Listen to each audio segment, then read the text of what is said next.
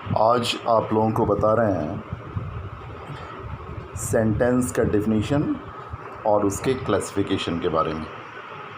ठीक है, सबसे पहले सेंटेंस को डिफ़ाइन करेंगे हम लोग। सेंटेंस होता क्या है ये जानेंगे सबसे पहले। ठीक है, कि सेंटेंस होता क्या है। पहले सेंटेंस की परिभाषा जानो। It is a group or collection of words which gives us a complete meaning. It is a group or collection of words which gives us a complete meaning. Hindi में भी समझ लीजिए, शब्दों के ऐसे समूह अथवा संग्रह को हम वाक्य कहते हैं जिसका एक पूर्ण अर्थ होता है। ये जान लो आप कि केवल शब्दों के ढेर लगा देने से वाक्य नहीं बनता। शब्दों के ऐसे समूह अथवा संग्रह को हम वाक्य कहते हैं जिसका एक पूर्ण अर्थ होता है। आई बात समझ में? फिर से एक बार दोहराता हूँ। सेंटेंस इज अ ग्रुप और collection of words which gives us A complete meaning. शब्दों के ऐसे समूह अथवा संग्रह को हम वाक्य कहते हैं जिसका पूर्ण अर्थ होता है। आइए इसको एक एग्जाम्पल से जानते हैं।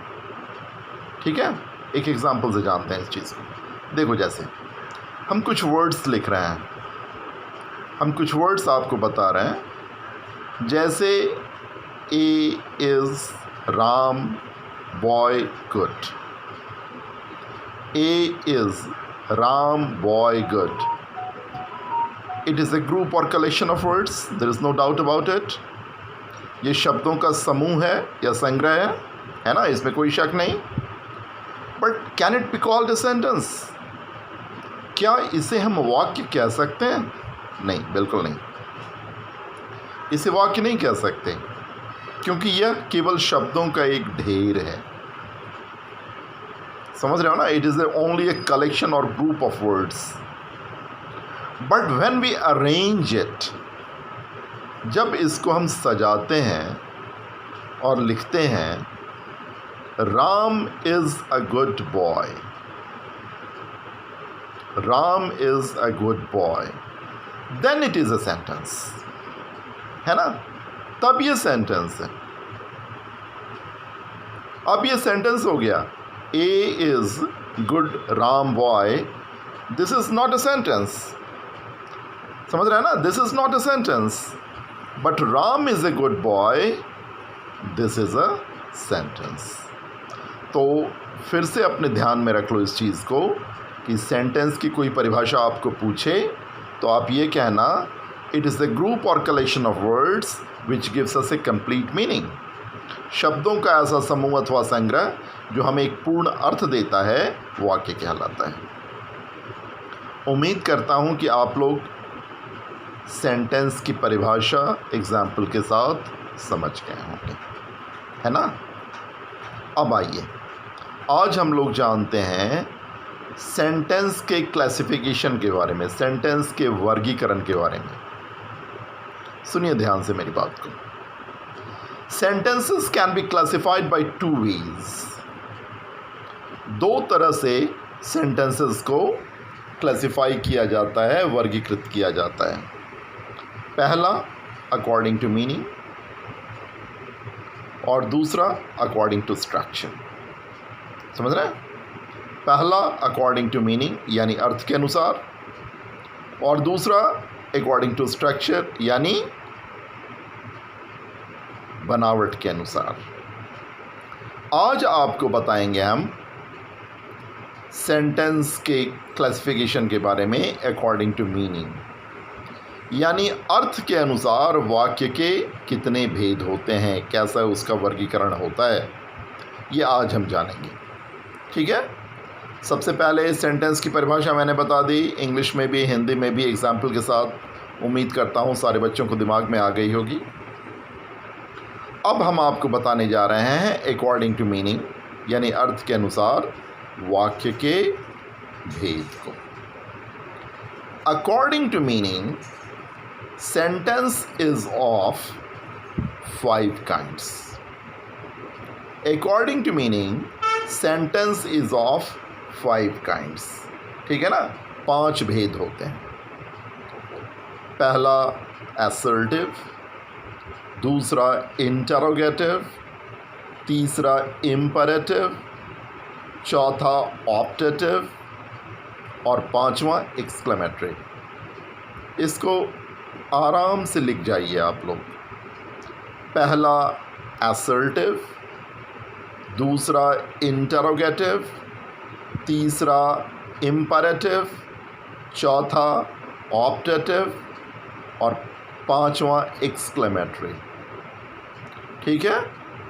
अर्थ के अनुसार वाक्य के ये 5 भेद होते हैं. assertive, स्पेलिंग ठीक लिखना बिल्कुल, ASSERTIVE, assertive. ठीक है. आइए इसकी परिभाषा पहले लिख लेते हैं. देखिए assertive की परिभाषा, it simply affirms or denies a statement. It simply affirms or denies a statement. यह साधारण तरीके से किसी भी कथन को स्वीकारता अथवा नकारता है. यह साधारण तरीके से किसी भी कथन को स्वीकारता अथवा नकारता है. इसे कहते हैं assertive. जैसे she is a good girl. She is a good girl. ये assertive सेंटेंस है. ये assertive affirmative सेंटेंस है. अगर वो स्वीकारता है तो वो affirmative है और अगर वो नकारता है तो वो negative है. तो she is a good girl, ये assertive affirmative सेंटेंस हो गया. और दूसरा एग्जाम्पल इसका, she is not a good girl, है ना. यहाँ पे हम लोग डिनाई कर रहे हैं, नकार रहे हैं कि वो एक अच्छी लड़की नहीं है. तो she is a good girl और she is not a good girl, both are assertive sentences. The first one is assertive affirmative and the second one is assertive negative. ठीक है. इस तरह से हम लोगों ने assertive sentence को जाना. फिर से एक बार दोहरा देता हूँ assertive sentence की परिभाषा. It simply affirms or denies a statement. एकदम definition सही लिखिए, स्पेलिंग के साथ बता दे रहा हूँ. It simply, SIMPLY, affirms, AFFIRMS, और denies, DENIES, a statement. ठीक है. हम लोगों को हर तरह के बच्चों का ख्याल रखना पड़ता है. जो थोड़े कमज़ोर हैं उनके लिए विशेष तौर पे मैं स्पेलिंग भी बता दे रहा हूँ. और सही लिखिएगा, कॉपी में सही रहेगा तो फिर आप पढ़ोगे भी उसको सही घर में. ठीक है ना. इट सिंपली अफर्म्स और डिनाइज अ स्टेटमेंट. हिंदी में भी लिख लो समझने के लिए. यह साधारण तरीके से किसी भी कथन को स्वीकारता अथवा नकारता है. उम्मीद करता हूँ कि assertive सेंटेंस आप लोग समझ गए हैं. ठीक है ना. फिर इसके 2 एग्जांपल्स मैंने बताए. पहला she is a good girl, ये assertive affirmative है, और दूसरा she is not a good girl, ये assertive negative सेंटेंस है. इस तरह से मैंने आप लोगों को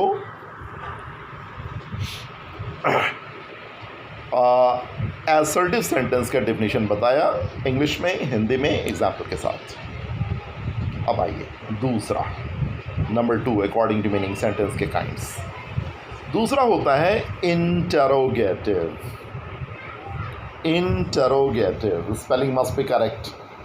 INTERROGATIVE.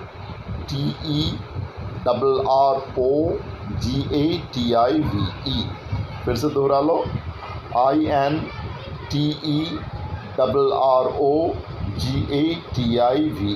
इंटरोगेटिव. आइए इसकी परिभाषा लिख लिए. पहले इंग्लिश में लिख लो, फिर हिंदी में लिखवा देता हूँ. लिखिए. It asks some question. It asks, ASKS, it asks some question, यह प्रश्न पूछता है। समझ रहे हो ना? इंटरोगेटिव सेंटेंस का क्या काम है? ये प्रश्न पूछता है। और ये जो प्रश्न होते हैं ना, ये जो क्वेश्चन होता है ना, ये दो तरह का होता है। पहला, जिसका आंसर आप यस और नो में दे सकते हो, जिसको कन्फर्मेटरी आंसर कहते हैं। और दूसरा, जिसका आंसर आप यस और नो में नहीं दे सकते हो, यहाँ पे आपको एक्सप्लोर करके, खोज करके कुछ निकालना पड़ेगा और फिर आंसर देना पड़ेगा, जिसे एक्सप्लोरेटरी आंसर कहते हैं। समझ रहे हो ना? ऐसा क्वेश्चन जिसका कन्फर्मेटरी आंसर होता है, यानी यस और नो में जिसका आंसर दिया जाता है, समझ रहे हैं ना, वो बनता है ऑक्सिलरी वर्ब से, वो शुरुआत होता है उसका। और ऐसा क्वेश्चन, ऐसा इंटरोगेटिव सेंटेंस जिसका आंसर एक्सप्लोरेटरी होता है, जिसका यस और नो में आंसर आप नहीं दे सकते हो, एक्सप्लोर करके कुछ निकालना पड़ेगा, फिर आपको आंसर देना होगा, तो वो बनता है क्वेश्चन वर्ड्स। समझिए फिर से, दिमाग में बैठाइए अच्छे से। देखिए, मैं हमेशा इस चीज़ को कहता हूँ कि ग्रामर रट्टा मारने की चीज़ नहीं, ये कॉन्सेप्ट की चीज़ है। और कॉन्सेप्ट एकदम क्लियर होना चाहिए आपके दिमाग में। Concept must be very clear, there should not be any doubt. तो इंटरोगेटिव सेंटेंस का क्या काम है? इंटरोगेटिव सेंटेंस का काम है प्रश्न पूछना। इसकी परिभाषा क्या होती है? It asks some question. It asks, ASKS spelling है, सम क्वेश्चन, ये कुछ प्रश्न पूछता है ना? इसके हिंदी क्या होती है? यह प्रश्न पूछता है। और इसमें नीचे दो एग्जाम्पल्स लिख दोगे। पहला, डू यू लाइक मी? क्या आप मुझे पसंद करते हो? अब देखो इसका, ये एक ऐसा क्वेश्चन है जिसका आंसर आप यस और नो में दे सकते हो। अगर मैं आप लोगों से कहूँ डू यू लाइक मी, तो जिसको मैं पसंद होऊंगा वो कहेगा यस, जिसको नहीं होऊंगा वो कहेगा नो।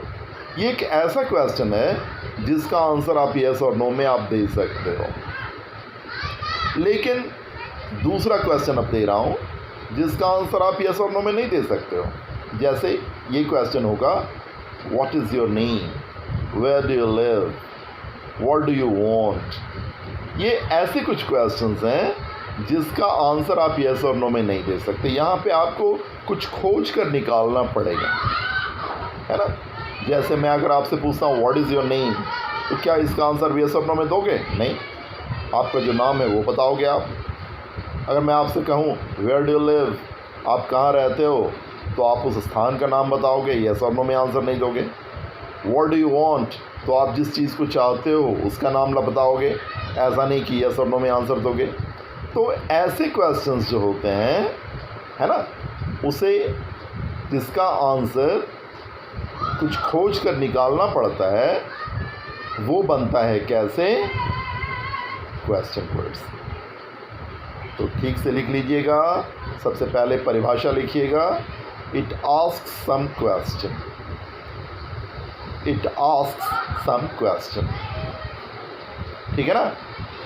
यह प्रश्न पूछता है। और इसके दो एग्जाम्पल्स, पहला डू यू लाइक मी, दूसरा व्हाट डू यू वांट, या वेयर डू यू लिव, या व्हाट इज़ योर नेम, कुछ भी लिख सकते हो। ठीक है, आई बात समझ में? तो इस तरह से हम लोगों ने असर्टिव और इंटरोगेटिव सेंटेंस के बारे में जाना। उम्मीद करता हूँ कि ये दिमाग में ज़रूर आया होगा आप लोग। सबसे पहले सेंटेंस की परिभाषा मैंने बताई, और फिर असर्टिव और इंटरोगेटिव सेंटेंस के बारे में आप लोगों को बताया। आइए नंबर 3, इम्परेटिव। IMPERATIVE,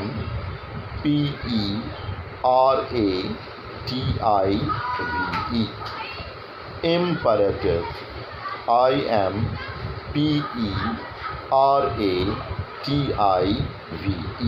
imperative, ठीक है ना? आइए इसकी परिभाषा लिखते हैं।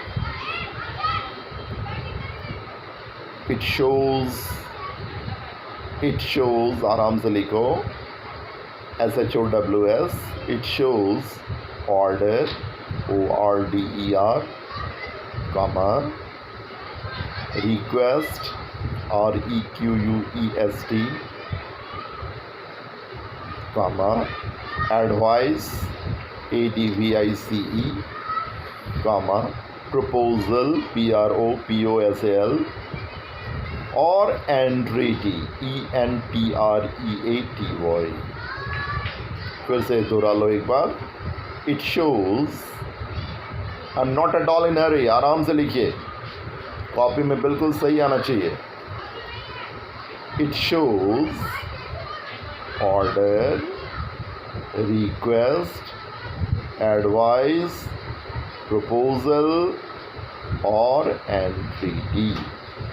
ठीक है.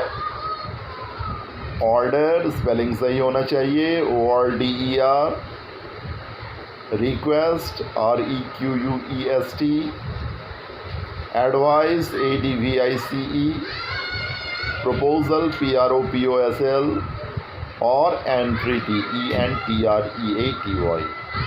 ठीक है. उम्मीद करता हूँ कि सारे बच्चों ने इंग्लिश में ये डेफिनेशन लिख लिया होगा. आइए नीचे हिंदी भी लिख लो समझने के लिए. मैं हमेशा कहता हूँ कि कॉपी में इस तरह से लिखा रहना चाहिए कि आप एक बार पलटो तो सारी बातें स्पष्ट हो जाएं.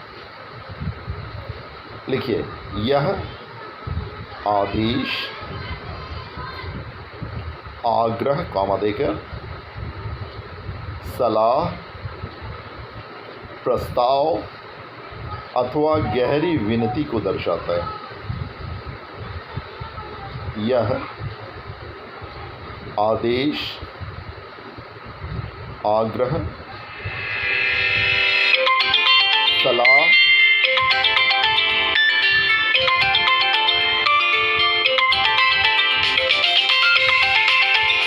और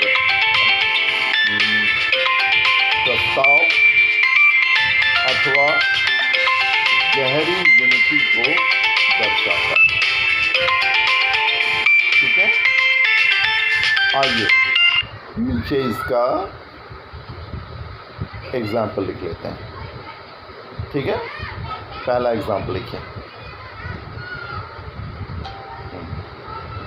bring a glass of water.